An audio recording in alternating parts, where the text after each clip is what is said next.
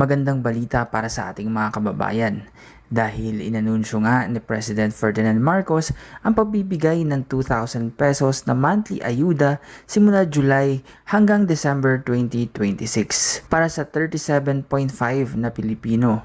Ano nga ba ito at kabilang ka ba dito? Tara panoorin natin ang buong video.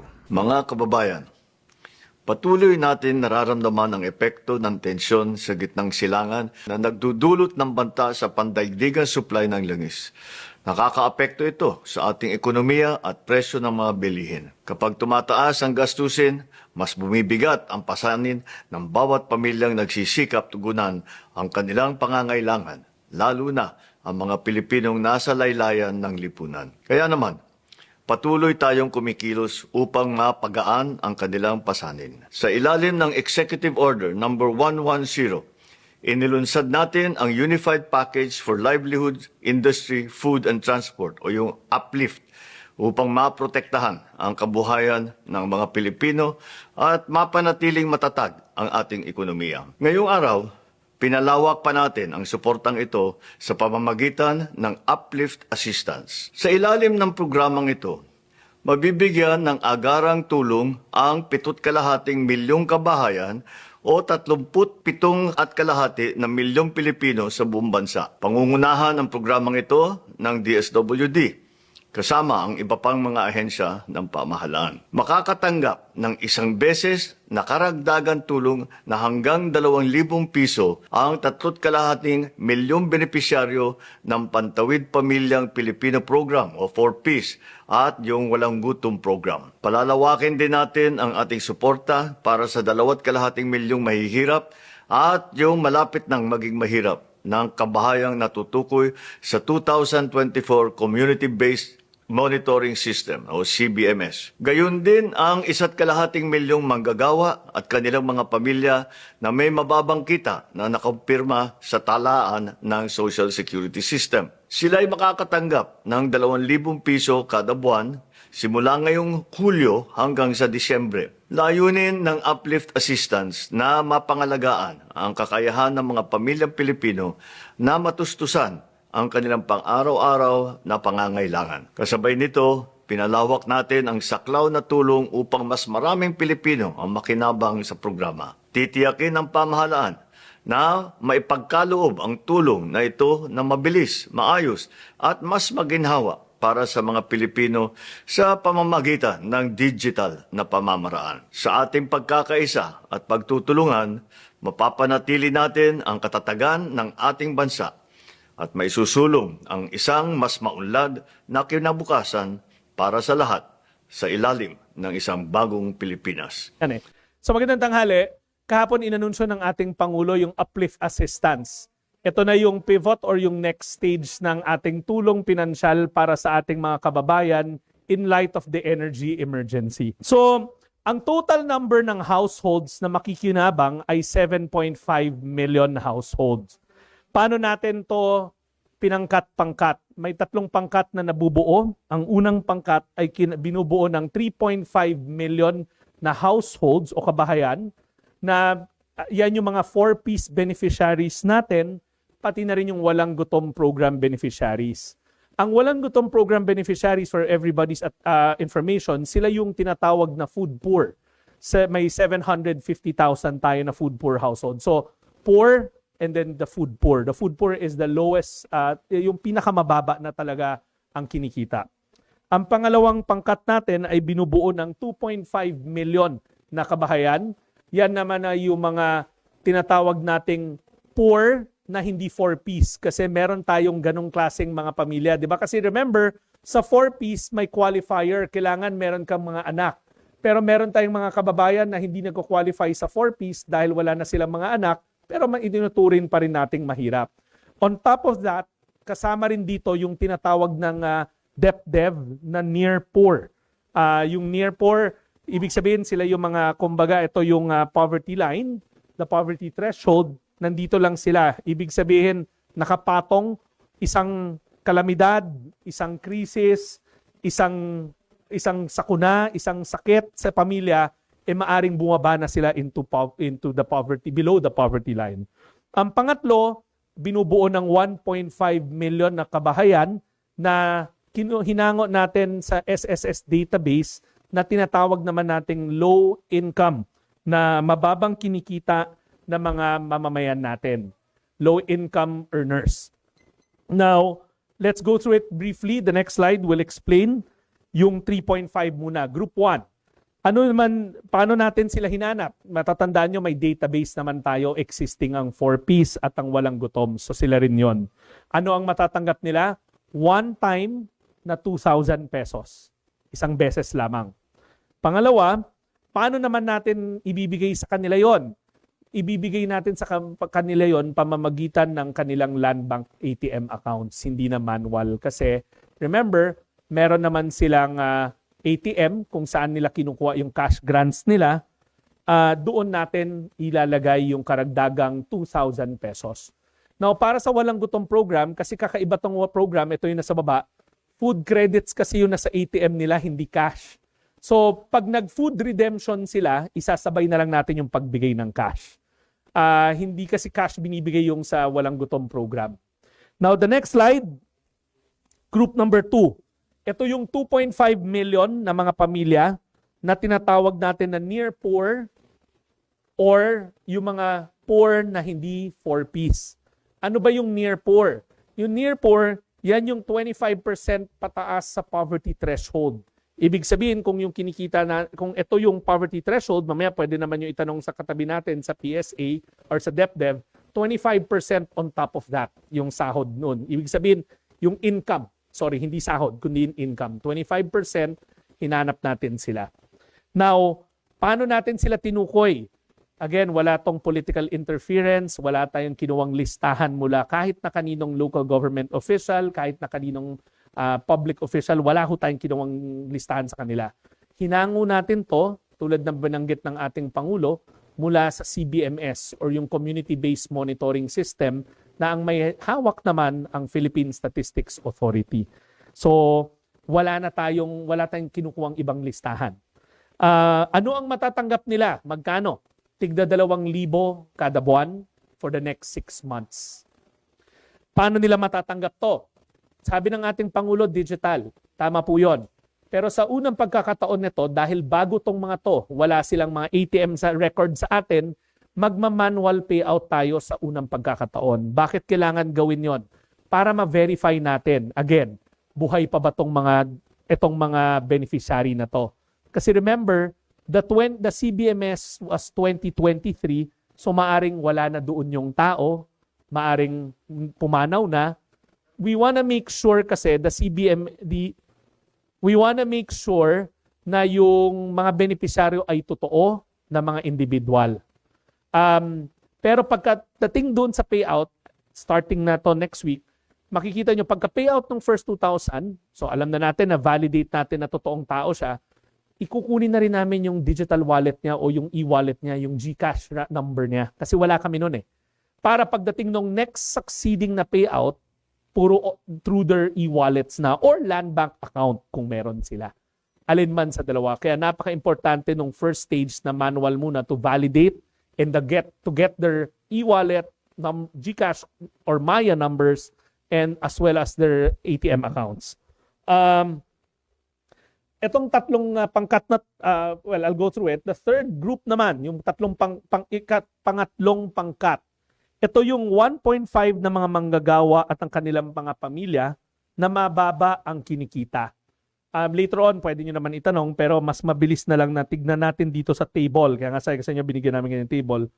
Una, kinuha namin sila mula sa CBMS ulit, ipinasa sa SSS to cross-check.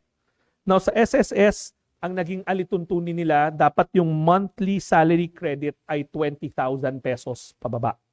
So, this is minimum wage, actually.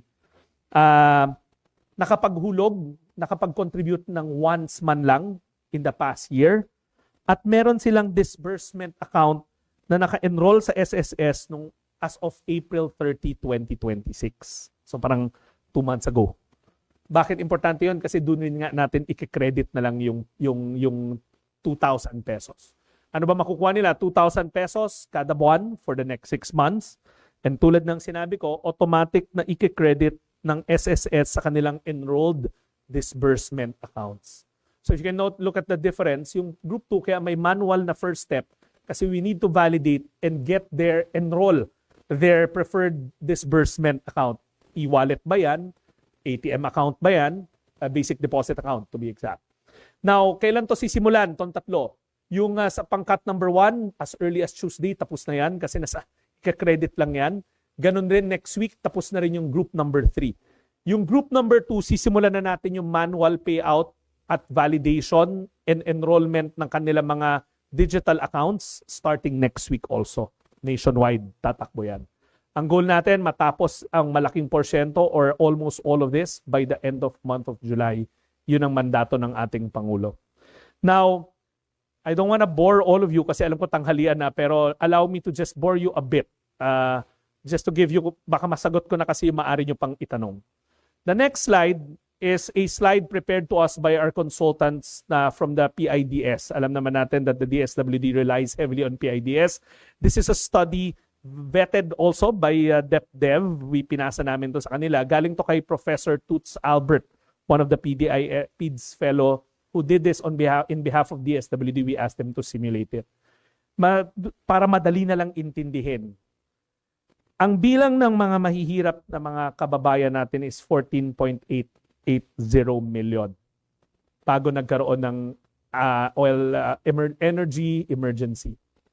Ang sinasabi nito, kung wala tayong gagawin, ibig sabihin wala tayong pagkilos na gagawin, lalaki to ng almost 16.222 million.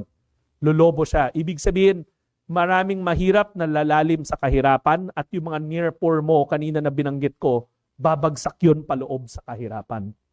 Pero tignan nyo yung numero, yung may color green na 15,004, yan ang magiging bagong bilang ng mahihirap kung gumalaw tayo. So, ibig sabihin, konti lang yung madadagdag.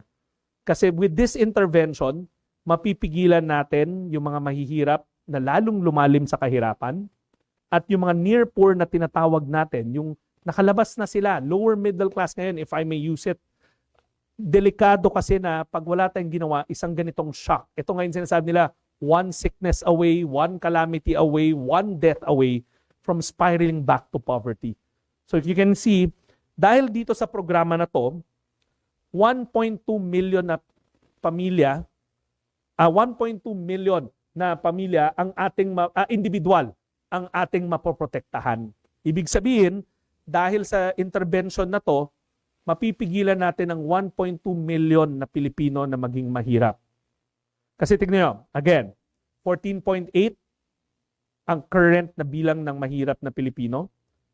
Pag wala tayong ginawa, aakyat yan to 16.2. Pero kung gumalaw tayo, 15 million lamang. So ito yung sinasabi natin na we are trying to protect the most vulnerable of our society para masigurado natin that the gains this past 4 years, diba? Bago nangyari itong energy emergency, ay may sigurado natin na hindi mabura because of this ongoing energy emergency. Now, kung titignan nyo yung komento sa tabi, sa 1.2 million na yan, halos 1 million yan ay near poor. Ibig sabihin, we're stopping them from slipping into poverty. Ito yung lagi kasing tinatanong sa amin, paano yung isang kamatayan na lang, isang krisis na lang, babagsak na. So we're stopping them from going into poverty. Malaking bahagi nitong disenyo ng programa na to ay para masigurado na they don't spiral into it. If you look at it, around 1 million ang mapipigilan natin pumasok sa kahirapan because of this intervention. Next slide. Again, kung tinatanong kami kumbaga ito yung table that will show you may system loss ba sa ginagawa. Dahil sa design na to, 70% ng program ng mahihirap natin makakatamasa ng uplift assistance. 94% naman sa hanay ng mga near poor at yung mga iba pang low income. At 10% yung lower middle class. So ibig sabihin there's something in it for everyone. Yung lalabas na assistance, again, 70% ng poor matatamaan natin, makaka-access. 94% ng near poor makaka-access niyan. At yung iba, 36% ng low income pero hindi siya near poor. Meron kasing ganong category. So you can see na it's spread. Hindi lang yung maririnig natin na, again, bagamat kami yung departamento na tumutulong sa mahirap, hindi lang yun ang mandato namin. Ang mandato namin is protektahan ng lahat para hindi pumasok sa kahirapan. Last slide. Now ito again, I'm sure pag binigay nyo to sa mga office nyo, sila naman ma-interpret nila to. Bakit saan namin hinango yung 2,000 pesos? Bakit 2,000 pesos? Itong simulations na lahat na pinapakita namin are ADB simulations. At tinataya ng ADB na itong energy emergency, ang nawawala doon sa pinakamahihirap natin, the bottom 20%. Doon sa bottom 10%, 790 pesos ang nabubura sa kanilang purchasing power. Ito natalakay rin to sa Senado nung pinatawag kami nung Protect Committee, kung saan nakita doon, tinanong kami, anong gagawin natin kasi nagkaka-inflation, nababawasan yung purchasing power ng ating mga kababayan, at pag nabawasan yung purchasing power nila, ang mga nangyayari dyan, kagutuman, food insecurity, yung mga basic needs baka hindi na mabayaran, hindi makapasok ng school. So for the lowest decile, yung pinakamahihirap, 790 pesos ang nawawala. So pag binigyan mo sila yung pinaka nasa dulo, doon sa dulo ng red na arrow, makita nyo, pag binigyan natin sila ng tigda 2,000, it takes into account the moving inflation numbers. From negative yung purchasing power, magiging positive 270 pesos. Ibig sabihin, napalitan natin. So theoretically, walang magugutom. Hindi sila mababawasan yung purchasing power nila kasi government restored it. And then, pagdating naman sa second lowest decile, yung bottom 20, the second lowest decile, ang tinatansya na mawawala sa kanila is 1,094 pesos.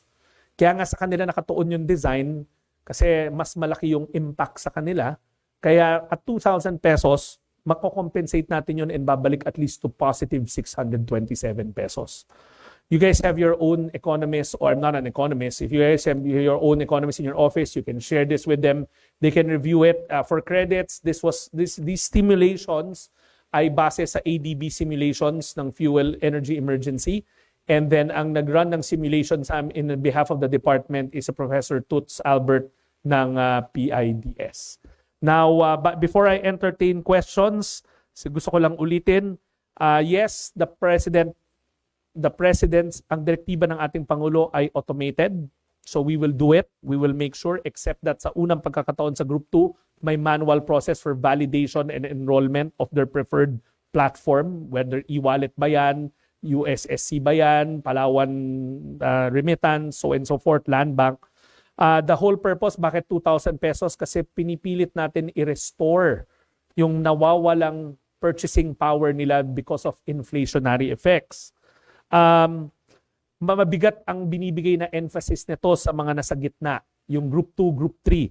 Sila yung mga low-wage earners, yung mga kumikita, nababawasan ang payroll every month because of different taxes.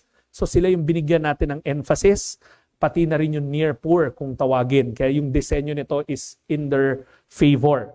At panghuli, tulad ng sinasabi namin, ang departamento, ang mandato masigurado na sa ganito mga pagkakataon ng ating mga mamamayan ay na ang papangalagaan, nalalabanan natin ang kahirapan na wag silang mapitpit pa mas malalim sa kahirapan, at sinisigurado natin na yung mga nandun na sa laylayan, konti na lang, baka mahulog sa kahirapan, masigurado natin na hindi sila mapunta tuluyan sa below poverty line.